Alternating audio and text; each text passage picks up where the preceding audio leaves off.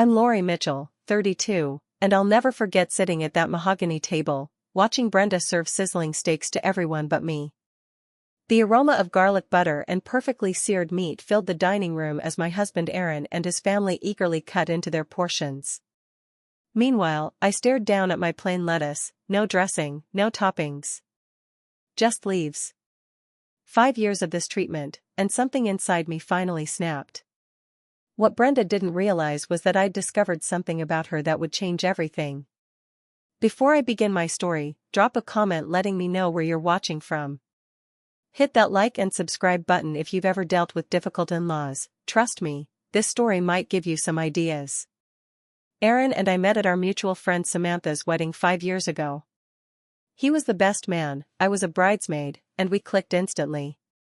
There was something about his warm brown eyes and genuine laugh that drew me in. After he asked for my number at the reception, we spent the entire night talking on the patio under string lights while the party continued inside. By the end of the night, I already knew this was different from any relationship I'd experienced before. Our romance moved quickly, we dated for 6 months before moving in together, and by our 1-year anniversary, we were engaged. Looking back, there were warning signs about his mother Brenda that I chose to ignore. The way Aaron would always answer her calls, no matter what we were doing. The slight hesitation when I suggested we take a weekend trip without checking his family's schedule first. The numerous stories about girlfriends who just didn't work out because they couldn't get along with his family. I still remember our first meeting. Aaron had built it up so much, telling me how important his family was to him, especially his mother. "She's going to love you," he assured me as we pulled into the driveway of the immaculate 2-story colonial where he grew up. Brenda Mitchell answered the door with a perfectly practiced smile that didn't quite reach her eyes. "So you're the Lori I've been hearing so much about," she said, giving me a once-over before turning all her attention to Aaron. "Sweetheart, you look thin. Have you been eating properly?" Throughout that dinner, she asked me surface-level questions but never waited for complete answers before redirecting the conversation. She'd subtly undercut me with comments like, "Oh, you work in marketing?" Aaron's ex Grace was in advertising, such a demanding career for when you want to start a family. Or "That's an interesting dress choice." Bold patterns can be so tricky to pull off. I was eager to have a mother figure in my life. My own mom had passed away when I was 15, and I'd grown up with just my dad. The thought of gaining a new family, complete with a mother-in-law who might eventually become a friend and confidant, was appealing. So I overlooked the red flags and chalked up her behavior to first meeting jitters. When we announced our engagement 6 months later, Brenda's reaction was telling. Her smile froze for a microsecond before she exclaimed, "Oh my. That's so soon." She quickly recovered with, "But when you know, right?" Then she immediately began listing venues, florists, and caterers she had connections with. "Don't worry about a thing," she told me with a pat on my hand. I'd been planning Aaron's wedding for years. The wedding planning became a battleground. Every decision I made, Brenda had an alternative suggestion. The venue I loved was too far for the family guests. The spring date we wanted was terrible for allergies. The menu I selected was too experimental. Aaron kept saying, "Just let her have this, it makes her happy," until I felt like it wasn't even my wedding anymore. On our wedding day, I noticed how Brenda positioned herself in photos, often standing between Aaron and me. During our first dance, she cut in after barely 30 seconds. At the cake cutting, she guided Aaron's hand over mine as if I wasn't capable. These were small moments, easily dismissed in the joy of the day, but they established a pattern. After the honeymoon, when we were discussing where to buy our first home, it was Brenda who found the listing just 15 minutes from their house. "It's perfect for you too," she insisted. "And you'll be close enough that we can have weekly family dinners." Aaron thought it was a great idea, and I didn't want to seem difficult, so I agreed. Those weekly family dinners quickly became the bane of my existence. Each Sunday, we'd gather at Brenda and Walter's house. Walter, Aaron's father, was a quiet man who seemed to have learned long ago that peace meant letting Brenda run the show. Aaron's sisters, Heather and Dana, followed their mother's lead in everything, including how they treated me. At first, the exclusion was subtle. Brenda would serve everyone else before me, often forgetting what I'd requested or bringing me the wrong dish. Conversations would revolve around family memories I wasn't part of, with no effort to include me. When I'd try to contribute, someone would talk over me or change the subject. I kept telling myself things would improve with time. I just needed to prove I was committed to Aaron and their family. But instead of getting better, the situation was about to get much worse. By our second year of marriage, Brenda's hostility had evolved from subtle to overt. My birthday passed without acknowledgement, while Aaron's sisters received elaborate celebrations for theirs. When I did receive gifts from Brenda, they were invariably inappropriate, a size too small clothing with the comment "something to aspire to," or self-help books with titles like "Becoming the Wife He Deserves." Family photos became another battleground. "Lori, would you mind taking this one?" "I want just the family," Brenda would say. When I'd point out that I was family now, she'd laugh it off with, "You know what I mean, the original family." Aaron would give me an apologetic look but never contradicted his mother. What hurt most was Aaron's constant stream of excuses for his mother's behavior. "She's just set in her ways," he'd say. Or, "That's just mom being mom." When I'd get upset, he'd tell me I was overreacting or being too sensitive. "You don't understand family dynamics because you didn't grow up with siblings," he once said during an argument, a comment that cut deep given my mother's early death. I tried everything to win Brenda over. I brought thoughtful gifts based on her interests. I offered to help with dinner preparations, only to be told I'd be in the way. I attempted to find common ground, asking about her garden or her book club, but she'd give short answers before turning away. Then came the special diet incident. We arrived at Sunday dinner to find Brenda telling everyone, "We need to be careful what we serve Lori. She has all these restrictions now." I was bewildered. I had no dietary restrictions whatsoever. When I corrected her, she insisted Aaron had told her about my new diet. Aaron, caught in the lie, mumbled something about a misunderstanding. That night, everyone feasted on prime rib while I was served plain steamed vegetables and rice. The family vacation to Lake Tahoe was another nightmare. Brenda had organized activities and excursions, but somehow I was left out of most of them. "Oh, I thought you'd want to sleep in, or if the booking was limited, and we figured you wouldn't mind missing this one." I spent half the vacation alone in the rental house while Aaron went along with his family's plans, promising we'd do something together later, a later that rarely came.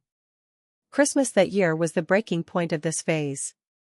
Brenda had always made a show of her gift-giving, insisting everyone open presents one at a time so she could savor the reactions. Aaron received an expensive watch. Heather got diamond earrings. Dana unwrapped a weekend spa package. Walter received golf clubs he'd been wanting. When it came to my turn, I opened a generic bath set, the kind you grab last minute from a drugstore display. "I wasn't sure what you'd like," Brenda said with a smile that didn't reach her eyes.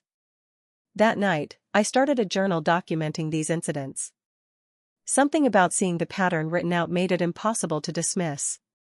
It wasn't in my head. It wasn't me being too sensitive. It was systematic exclusion and hostility. The distance between Aaron and me grew wider. He'd spend hours on the phone with his mother but claim he was too busy to have a real conversation with me. When I'd try to discuss how isolated I felt, he'd accuse me of trying to come between him and his family. "They were here before you," he said during one particularly heated argument, words that echoed in my mind for days afterward. My best friend Samantha, the one whose wedding had brought Aaron and me together, finally said what I'd been afraid to acknowledge. "Lori, this isn't normal. What Brenda's doing is textbook emotional abuse, and Aaron is enabling it. You deserve better than to be treated like an unwelcome guest in your own family." I knew she was right, but I still loved Aaron. I believed the man I fell in love with was still there, buried under years of his mother's manipulation. I just needed to find a way to make him see what was happening. Unfortunately, it would take a more dramatic incident to finally open his eyes. The dinner that changed everything happened on our third wedding anniversary. Ironically, it wasn't even supposed to be about us. Brenda had organized a family dinner that Sunday, despite my gentle reminder that it was our anniversary weekend. Aaron insisted we couldn't miss it because his Aunt Jessica was visiting from Arizona.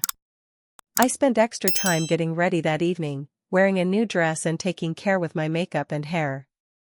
Maybe if I looked especially nice, I thought, the evening would go more smoothly. I even brought a homemade apple pie, using Brenda's recipe that Aaron had shared with me. "You look beautiful," Aaron said as we drove to his parents' house. "Thanks for being such a good sport about tonight. I promise we'll celebrate properly next weekend." When we arrived, the house was filled with delicious aromas, garlic, rosemary, and the unmistakable scent of perfectly seared steak.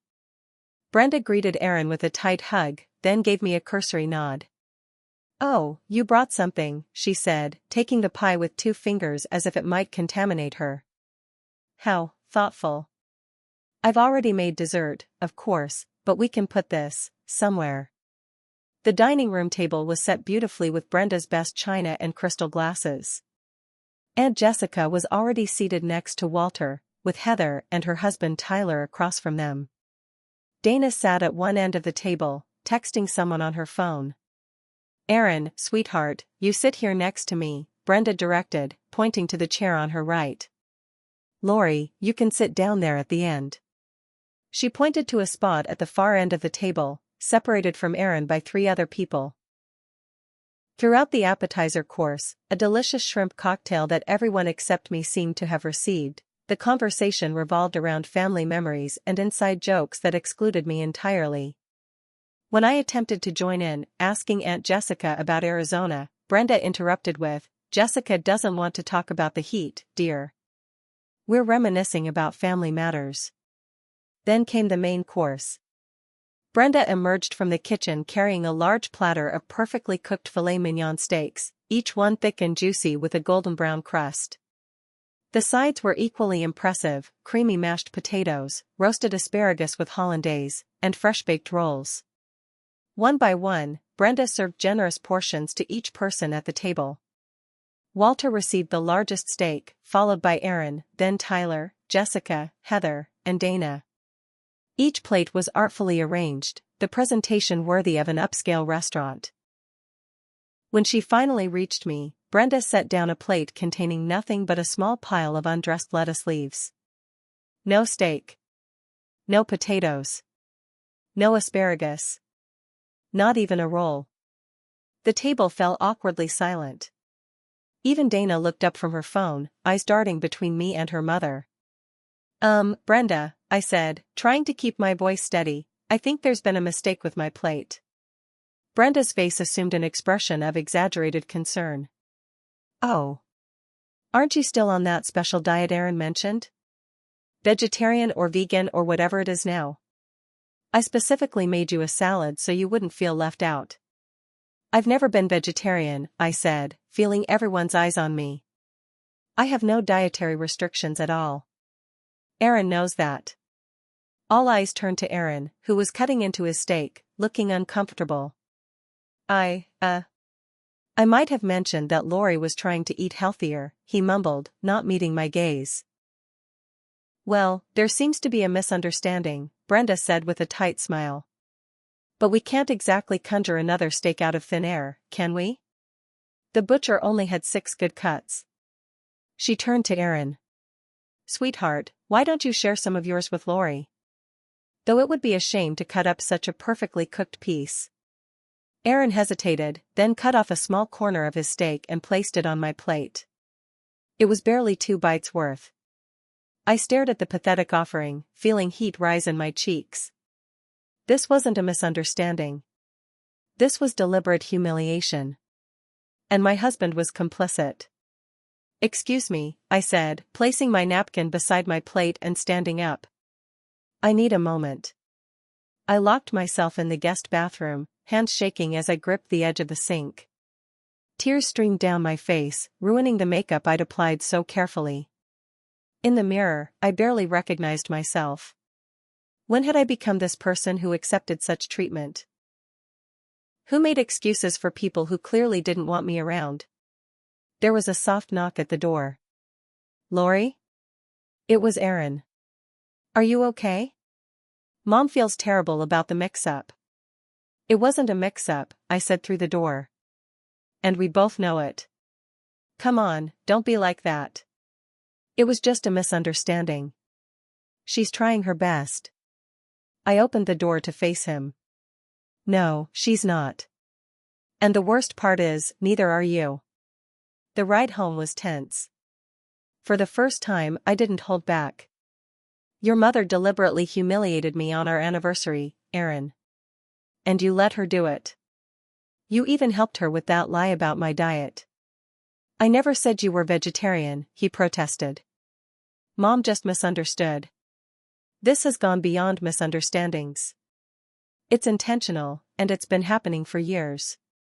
She excludes me, belittles me, and treats me like I don't belong in your family. And you've never once stood up for me. That's not fair, Aaron said, his knuckles white on the steering wheel. My mom has always tried to welcome you. You're the one who's always finding problems. Do you honestly believe that? I asked, staring at his profile in the dim light of the car. Or is it just easier to blame me than to admit your mother is trying to drive me away? He didn't answer, and we finished the drive in silence. That night, Aaron slept in the guest room. I lay awake, realizing we had reached a crossroads. Something had to change, either our marriage or my willingness to be treated like an outsider in my own family. The day after the dinner fiasco, I called my father, James. Since my mother's death, he'd been both parents to me, and his second marriage to Carla 5 years ago had shown me what a healthy blended family could look like. It sounds like you're dealing with a classic case of maternal jealousy, Dad said after I recounted the steak incident. Some mothers have unhealthy attachments to their sons and see any woman as competition. Carla got on the extension. Honey, I've seen this before with friends. It doesn't get better unless everyone acknowledges the problem, especially Aaron. Have you considered couples counseling? Their concern validated my feelings, but I needed more perspective. I scheduled an appointment with Dr. Reynolds, a family therapist Samantha had recommended. What you're describing is a fairly common dynamic, Dr. Reynolds said during our first session. It's called enmeshment, when family boundaries are so blurred that individual identities become lost. Your mother-in-law doesn't see Aaron as a separate person with his own life and family. And he hasn't fully individuated from her. She recommended books on toxic family dynamics and boundary setting. I devoured them, recognizing patterns I'd been living with for years. One book suggested reaching out to others who might have experienced similar treatment from the same person. It took some detective work, but I managed to find Grace, Aaron's serious girlfriend, before me. We met for coffee at a cafe across town, well away from any of the Mitchell family's usual haunts. So it wasn't just me, Grace said, stirring her latte. I always wondered if I was imagining things. What happened with you and Brenda? I asked.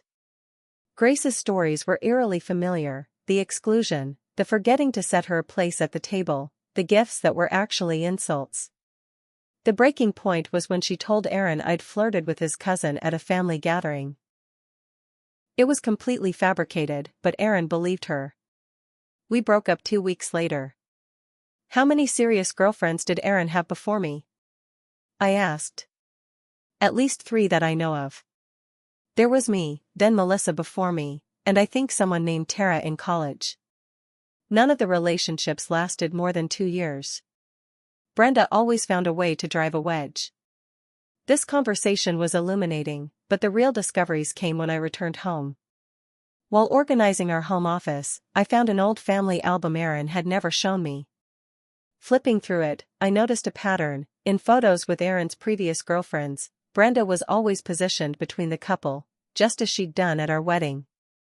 There were several photos where the girlfriend had been clearly cropped out, with just an arm or part of a head visible at the edge.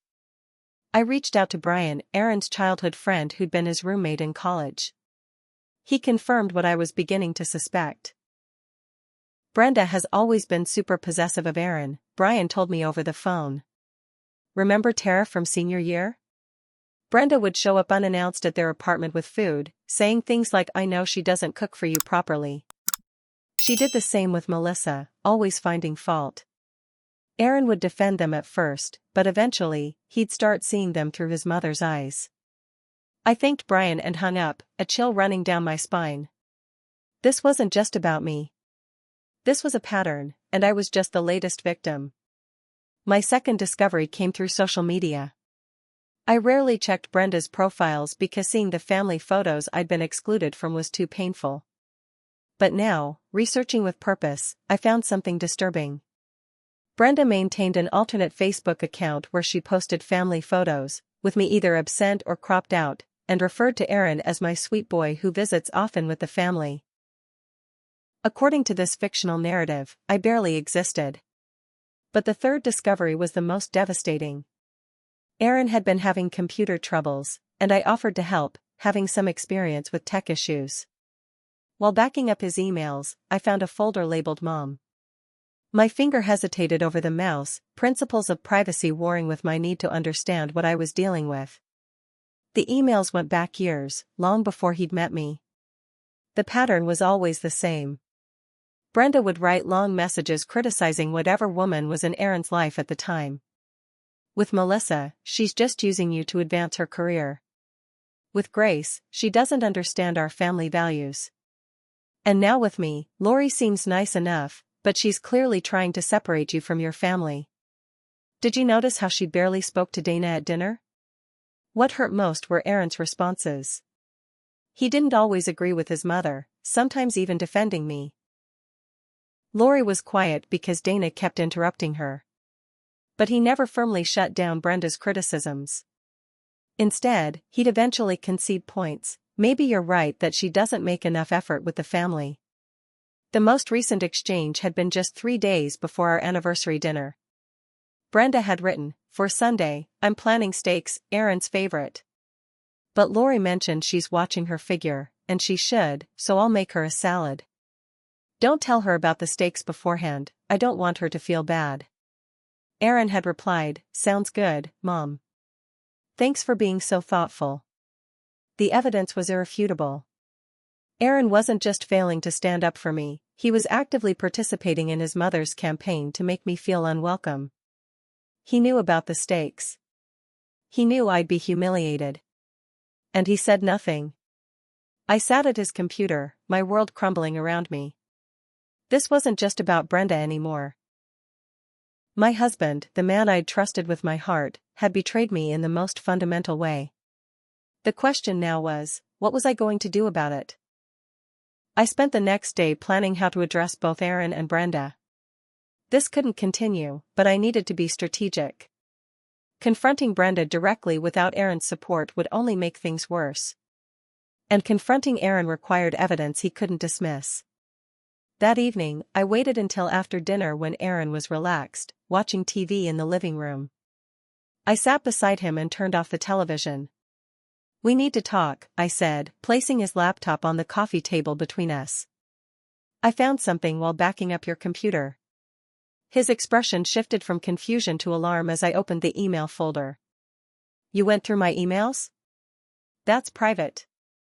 "I wasn't looking for anything specific," I explained. "But I found it anyway. 3 years of your mother systematically undermining me, and you letting her do it." I showed him the email about the anniversary dinner steaks. His face flushed red. "That's not, she wasn't trying to." He stammered, then his tone hardened. "You had no right to read my personal correspondence.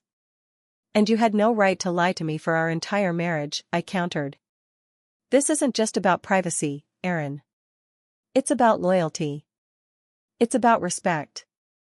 Did you ever stand up for me? Really stand up for me?"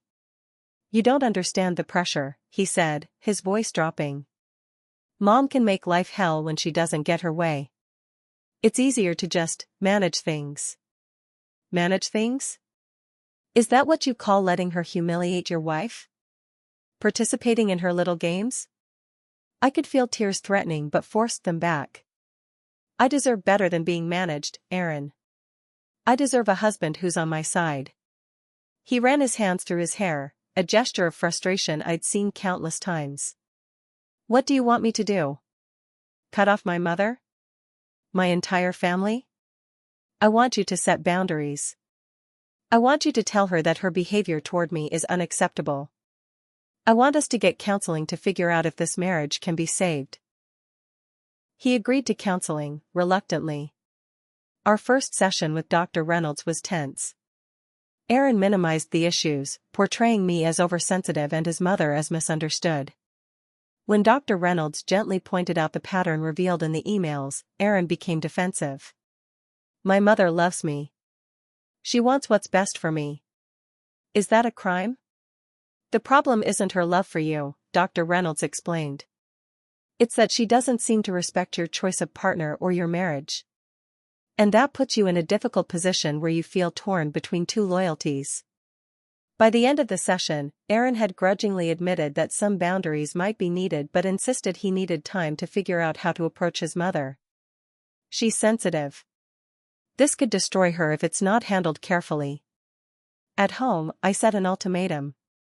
Either you establish clear boundaries with your mother, or our marriage is in serious jeopardy. I won't live like this anymore. Aaron promised to talk to Brenda, but days passed, then weeks, with various excuses. She's been stressed about her garden club event.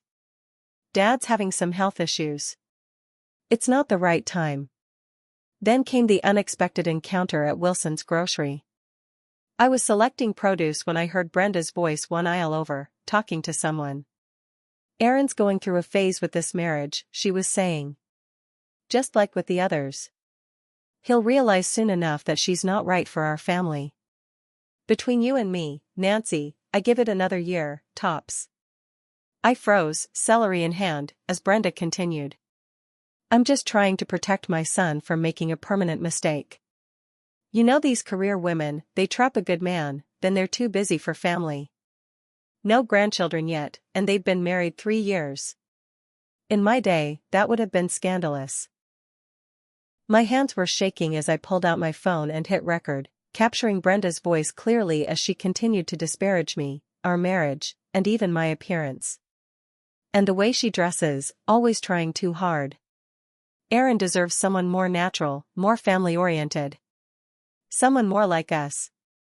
I walked around the corner, phone still recording. Someone like who, Brenda? Her face went white, then red. Lori. I was just.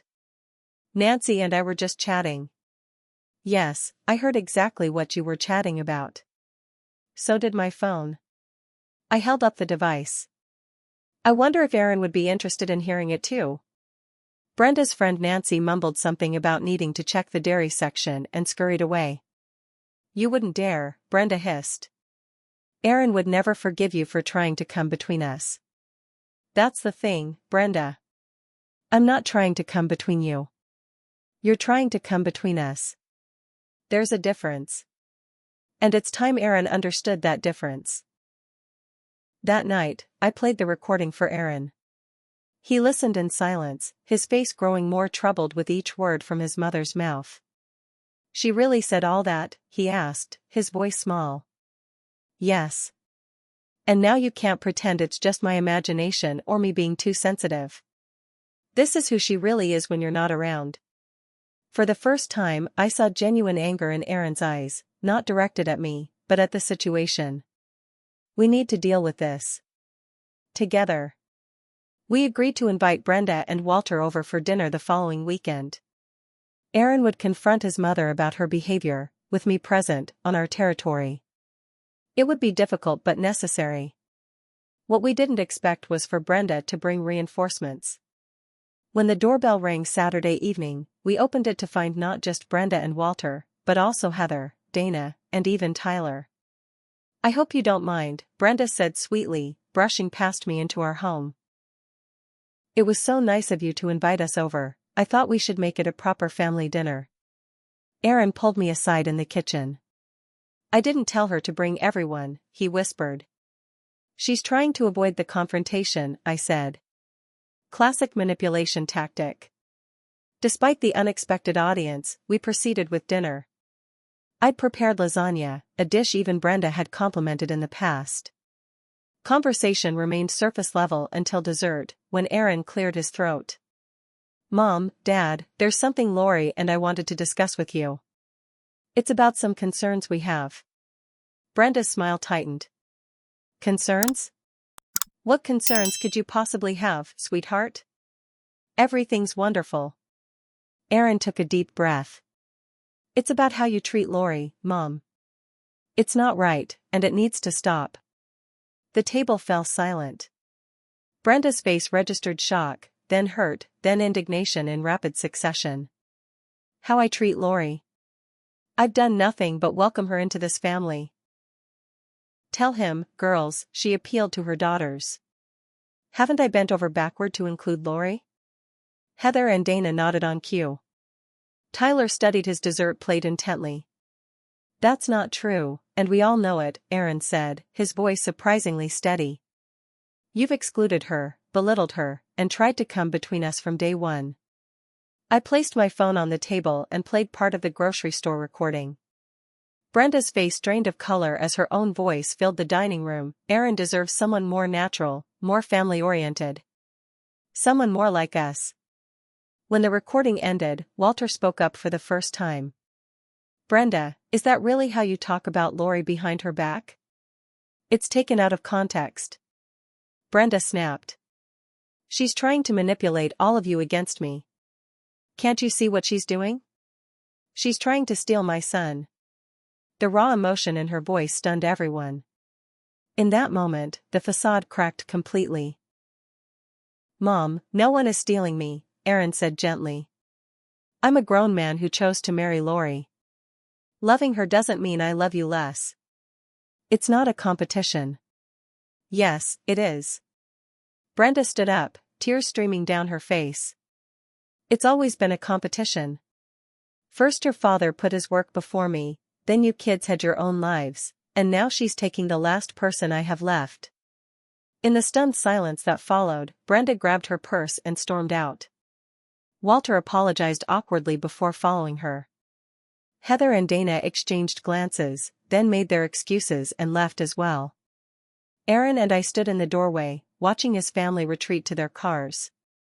For the first time, he'd truly witnessed his mother's behavior firsthand.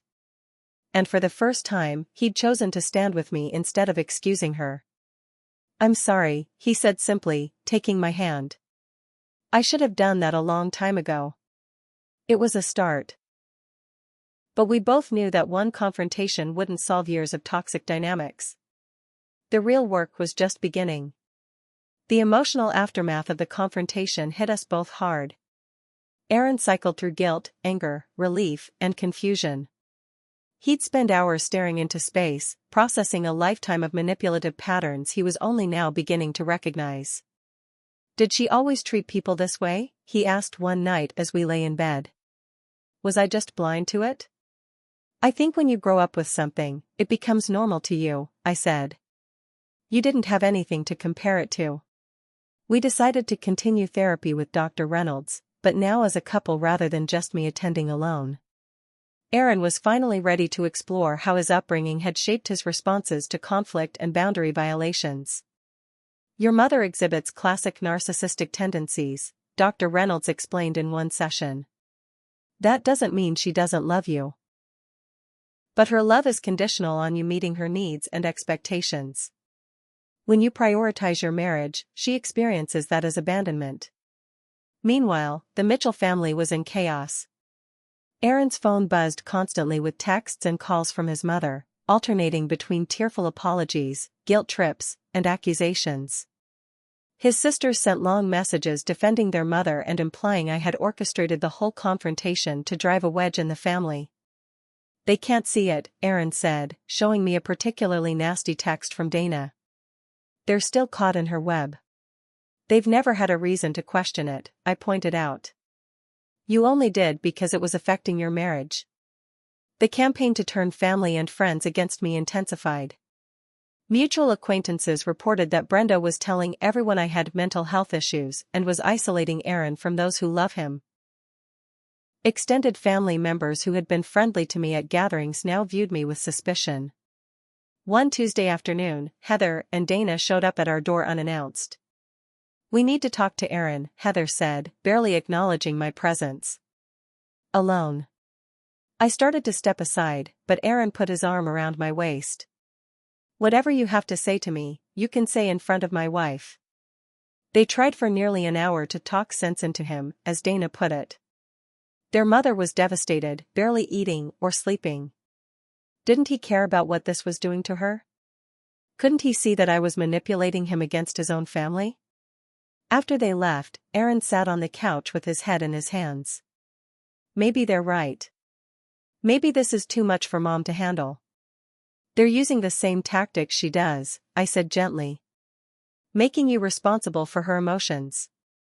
That's not fair to you, Aaron.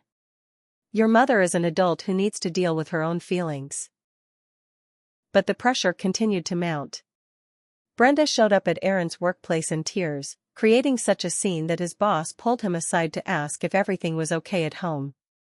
Friends from his childhood reached out, concerned about stories they'd heard about me controlling him. Aaron began to waver under the constant onslaught. "Maybe we could just smooth things over," he suggested one evening. "Tell Mom we've talked it out and everything's fine now." I knew we were at another crossroads. And then what? Go back to Sunday dinners where I'm treated like dirt? Go back to you pretending not to notice? I can't do that anymore, Aaron. I won't. During this time, I continued documenting everything, every text, every email, every unexpected visit. I saved voicemails and kept a detailed journal of incidents.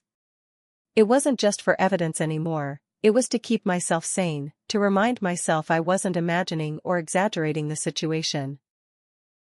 I also deepened my research into narcissistic family dynamics and enmeshment. The book When He's Married to Mom by Kenneth Adams was particularly enlightening, helping me understand that what we were experiencing was actually common in families with unhealthy maternal attachments. Aaron and I discussed the concept of a family meeting with Dr. Reynolds as a neutral mediator. The idea was to establish clear boundaries and expectations for moving forward, with professional guidance to keep the conversation productive. "I think that's premature," Dr. Reynolds cautioned. "Aaron is still working through his own feelings about his mother's behavior. And Brenda hasn't shown any genuine acknowledgement of the problem yet." But as the weeks passed and the family pressure intensified, Aaron became more determined to address the situation head-on. "We can't live like this indefinitely," he said. "Either we find a way to have a healthy relationship with my family, or we may need to consider more distance." We crafted a carefully worded email to Brenda and Walter, proposing a mediated family meeting with Dr. Reynolds. We emphasized that our goal was healing and better understanding, not blame or punishment. Brenda's initial response was predictable: "I don't need a stranger telling me how to interact with my own son." But after Walter's gentle persuasion, and Aaron's firm stance that this was the only way forward, she reluctantly agreed. In preparation for the meeting, Dr. Reynolds helped us establish clear objectives and boundaries. "This isn't about winning or proving who's right," she reminded us. "It's about creating a new family dynamic that respects everyone's roles and relationships."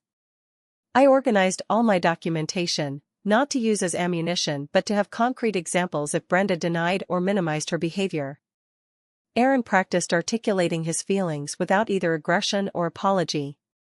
We role-played difficult scenarios and discussed how to respond to potential manipulation tactics. The night before the meeting, Aaron looked more nervous than I'd ever seen him. "What if this doesn't work?" he asked. "What if she can't change?" "Then at least we'll know we tried everything possible," I said, squeezing his hand. "And we'll make decisions based on that reality, not on hope or guilt." As we prepared for bed, Aaron pulled me into a tight hug. "Thank you for not giving up on us," he whispered. "I know I didn't make it easy." "We're a team," I reminded him. "It's taken us a while to get here, but we're finally on the same side." The stage was set for the most important conversation of our marriage, one that would either begin a healing process or confirm that deeper separation from Aaron's family was necessary. Either way, we were facing it together. Dr. Reynolds' office was deliberately neutral territory, a comfortable conference room with soft lighting and a round table that put everyone on equal footing. Aaron and I arrived 15 minutes early, both of us nervous but resolved. Brenda and Walter arrived exactly on time, followed by Heather and Dana. Aaron had insisted his sisters be included since they were part of the family dynamic. I noticed immediately how Brenda had dressed for the occasion in a conservative blue dress that made her look vulnerable and maternal, a calculated choice, I suspected. Dr. Reynolds began by establishing ground rules. No interrupting, no personal attacks, using I feel statements rather than accusations, and everyone would have a chance to speak. She explained her role as facilitator, not judge. I'm here to help this family communicate more effectively, she said. This isn't about taking sides but about understanding each other's perspectives and finding a healthier way forward. Brenda's body language was already defensive, arms crossed, lips pressed into a tight line. When Dr. Reynolds asked her to share her perspective first, she seized the opportunity. I've always welcomed Lori into our family, she began, her voice quavering slightly. I've tried so hard to include her in our traditions and gatherings. But from the beginning, she's been cold and judgmental of how we do things. Nothing I do is ever good enough for her. She went on to paint herself as the victim of my unreasonable expectations and Aaron's shifting loyalty. Suddenly my son, who I raised and sacrificed everything for, treats me like I'm the enemy. All because his wife has convinced him I'm some kind of monster. Aaron started to object, but Dr. Reynolds gently reminded him of the ground rules. When it was his turn to speak, he took a deep breath. Mom, I love you. But for years, I've watched you treat Lori differently from everyone else in the family. The seating arrangements that keep us apart, the forgotten invitations, the different meals. He described specific incidents, including the anniversary dinner steak episode. Brenda immediately interjected, that was a misunderstanding. I thought she was on a diet. Please let Aaron finish, Dr. Reynolds said firmly. Aaron continued, explaining how he'd ignored or excused her behavior because confrontation felt too difficult. I was wrong to do that. I failed Lori by not standing up for her, and I failed you by not being honest about how your actions were affecting my marriage.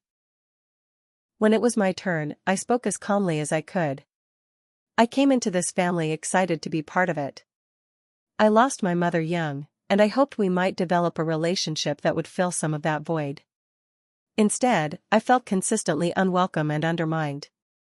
I played a short excerpt from the grocery store recording, just enough to establish that Brenda had indeed spoken negatively about me behind my back. Brenda's face flushed. You recorded me without my knowledge? That's illegal. Actually, in our state, it's not, Dr. Reynolds clarified. But let's focus on the content rather than the method. Brenda, those were your words, correct? I was having a private conversation with a friend. Everyone vents sometimes. Brenda looked to her daughters for support. Heather spoke up. Mom has always been good to everyone. If Lori feels excluded, maybe she's just not trying hard enough to fit in with our family. Dana nodded in agreement. Our family has certain ways of doing things. Is it really so wrong to expect Lori to adapt to us rather than us changing everything for her? Dr. Reynolds turned to Walter, who had been silent throughout. Walter, what's your perspective on all this? Walter shifted uncomfortably in his chair. I've noticed some instances where Lori hasn't been treated the same as the rest of us. The different meals, the seating arrangements Brenda insists on. Walter. Brenda's voice was sharp with betrayal. I'm sorry, Brenda, but it's true. Remember when you forgot to get Lori a Christmas gift last year, then rushed out to buy that bath set from the drugstore?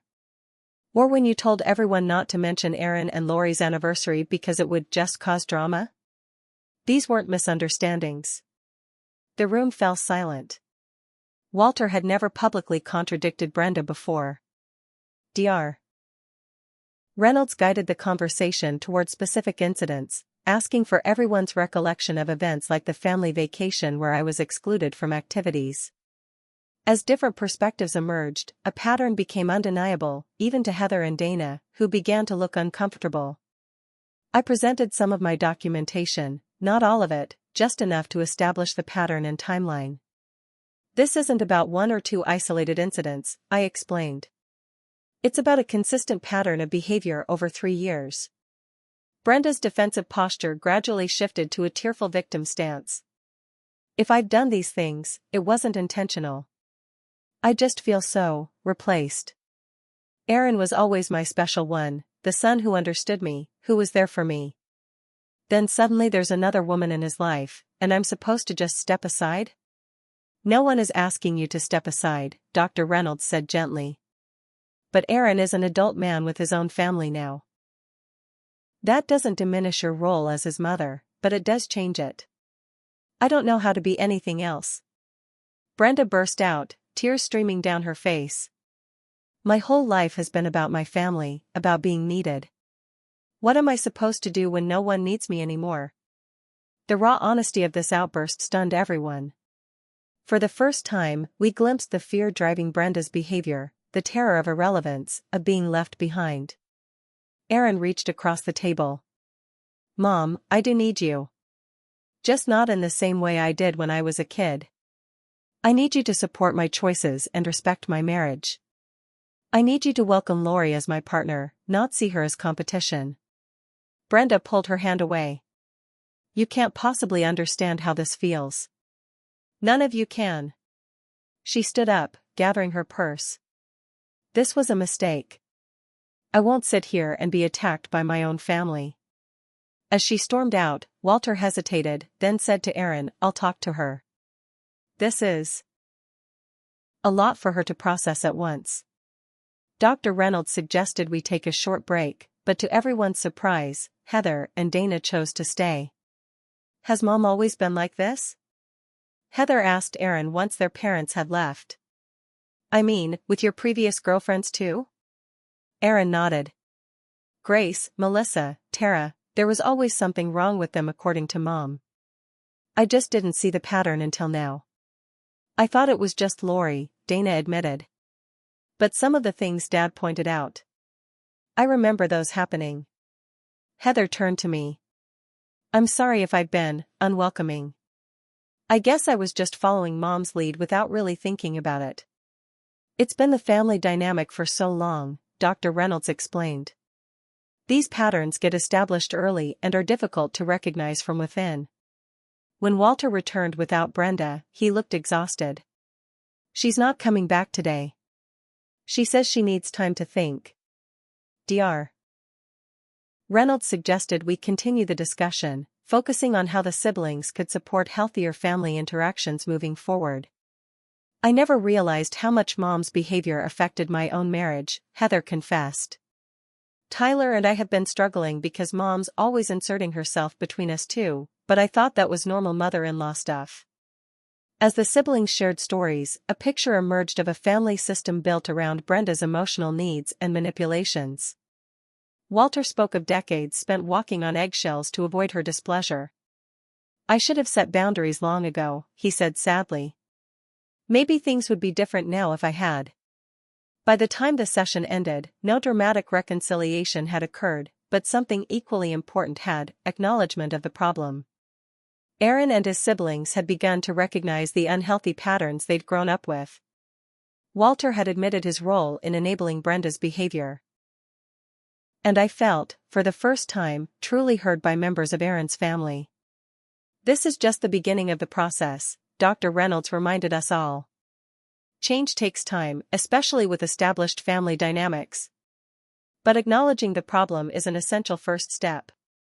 As we left, Aaron held my hand tightly. I'm proud of us, he said. That was harder than I expected, but it needed to happen. I squeezed his hand in return. It did. And whatever happens next, we'll face it together. Whether Brenda would be part of the healing process remained to be seen. But something fundamental had shifted in our marriage and in Aaron's relationship with his family. For the first time in years, I felt hopeful about the future. 1 year after the mediated family meeting, Aaron and I hosted a dinner at our new home, a charming craftsman-style house we'd purchased 45 minutes away from his parents. The distance was deliberate, a physical representation of the emotional boundaries we'd established. The past year had been transformative, though not without its challenges. True to Dr. Reynolds' prediction, change didn't happen overnight. Brenda initially refused to participate in family therapy, insisting she was being unfairly villainized. For 2 months, she communicated with Aaron only through Walter, sending manipulative messages designed to reawaken his guilt. But Aaron had changed. With Dr. Reynolds' help, he learned to recognize manipulation tactics and respond with consistent boundaries instead of capitulation. "I love you, Mom," became his mantra, "and I'm happy to have a relationship with you that respects my marriage." We developed new traditions that were just for us: weekend hikes at Riverview Park, cooking classes on Thursday evenings, monthly dinner parties with friends who supported our relationship. Aaron discovered that setting boundaries with his family didn't mean losing them, it meant creating space for a healthier, more balanced life. His relationships with Heather and Dana improved significantly once they were interacting directly rather than through their mother. Both sisters began their own therapy journeys, recognizing patterns in their marriages that mirrored what they'd grown up with. Dana even apologized to me for her role in enabling Brenda's behavior. "I never questioned it," she admitted over coffee one afternoon. "That's just how Mom was, and we all worked around it. I'm sorry I didn't see what was happening to you." The most surprising development came 4 months after the family meeting, when Walter called Aaron to say he'd moved out of the family home and into a small apartment near his golf club. "I've enabled your mother's behavior for 35 years, he told Aaron. "That hasn't been good for her, for me, or for any of you kids. Sometimes the kindest thing you can do for someone is to stop protecting them from the consequences of their actions." Brenda's reaction to Walter's departure was predictable: a storm of accusations, tearful phone calls, and attempts to rally the children against their father. When those tactics failed, she fell into a depression that finally led her to seek professional help. Dr. Marquez, the therapist Brenda eventually found, specialized in narcissistic personality traits and abandonment issues. Under his guidance, Brenda began the painful process of examining her behavior patterns and their roots in her own childhood with a critical, demanding mother. Aaron maintained limited contact with Brenda during this period, with brief phone calls and occasional lunch meetings in public places. Each time, he reinforced the same boundary: "I love you, and I want you in my life, but only if you can respect my marriage and treat Lori with kindness." By the time Thanksgiving approached, Brenda had completed 6 months of consistent therapy. Dr. Marquez suggested a small family gathering as a test run for new interaction patterns, with specific guidelines in place. Aaron and I agreed, cautiously optimistic. That Thanksgiving dinner wasn't perfect, but it was a breakthrough. Brenda followed the agreed-upon rules: no criticism, no monopolizing Aaron, and equal treatment for everyone at the table. When she slipped occasionally into old habits, Walter or one of the kids would gently redirect the conversation. For the first time, I received the same portion of turkey, stuffing, and pumpkin pie as everyone else. As winter turned to spring, these managed interactions gradually became more natural. Brenda still had moments of regression, but they became less frequent and were addressed promptly rather than ignored. Dr. Reynolds helped Aaron and me develop a signal system for family gatherings, a way to communicate discomfort or the need for intervention without creating tension. Then came the announcement that changed everything: I was pregnant. Aaron and I had been trying for several months, and the positive test in April filled us with joy. We debated how to tell his family, uncertain how Brenda would react to news that would permanently cement my place in the family.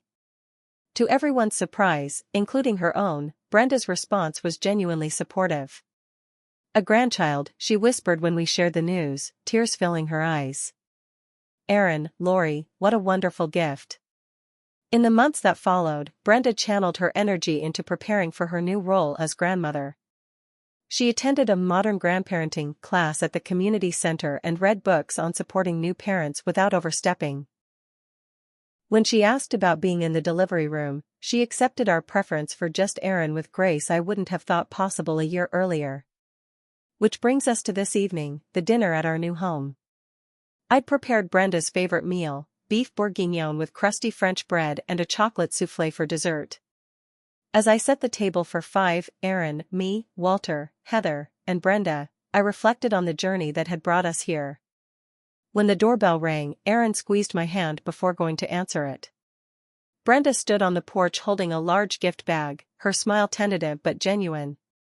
"Lori," she said, stepping inside and handing me the bag. "This is for you. Just you." Inside was a beautiful hand-knitted baby blanket in soft yellow and green. "I wasn't sure if you're having a boy or girl," Brenda explained, "so I chose colors that would work for either."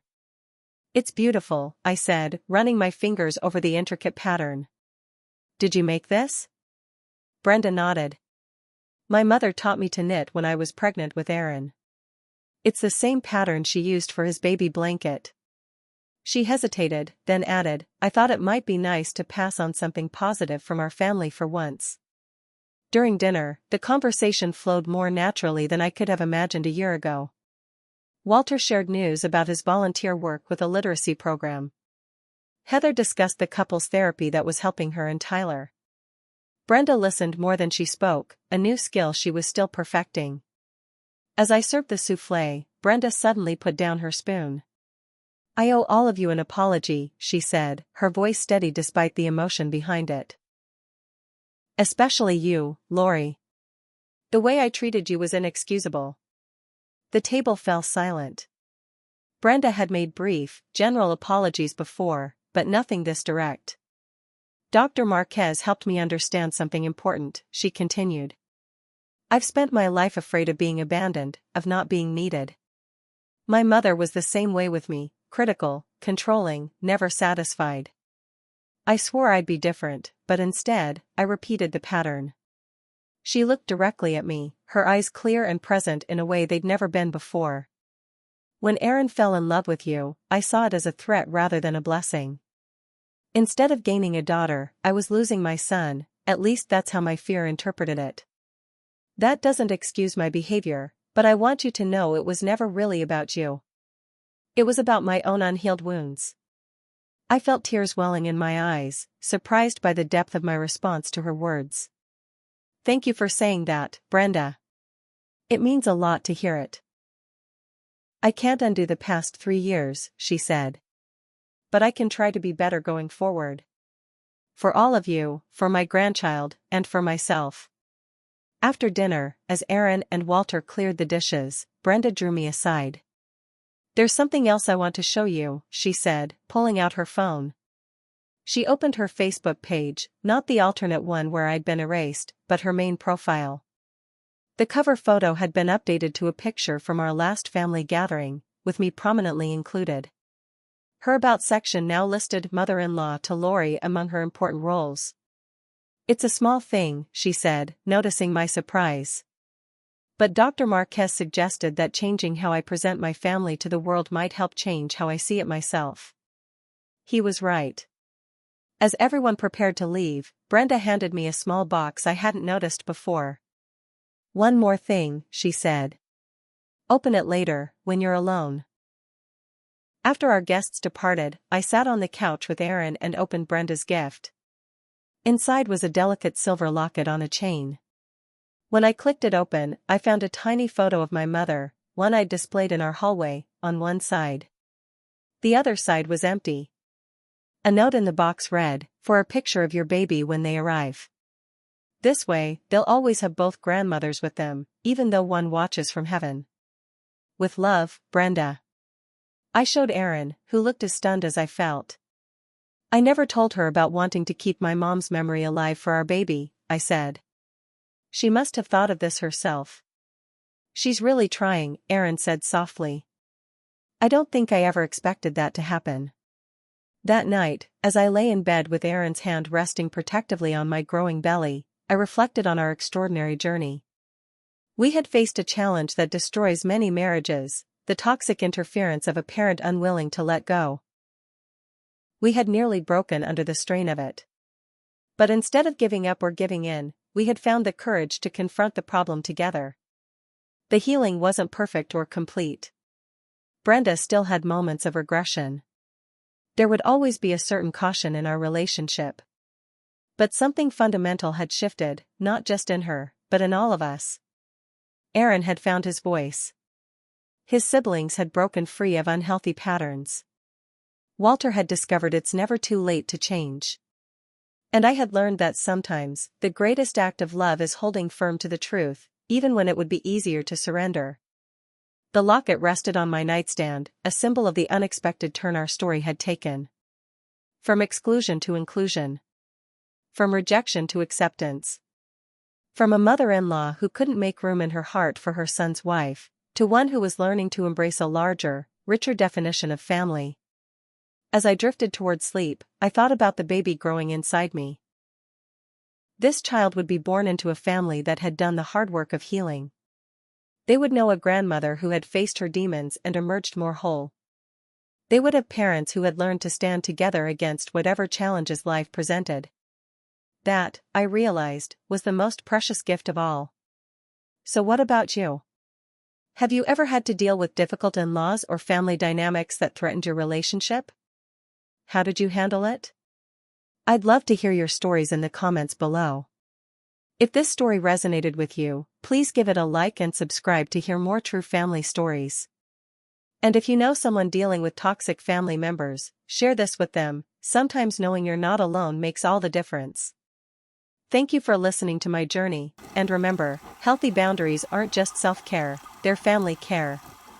Wishing you strength and peace in your own family relationships.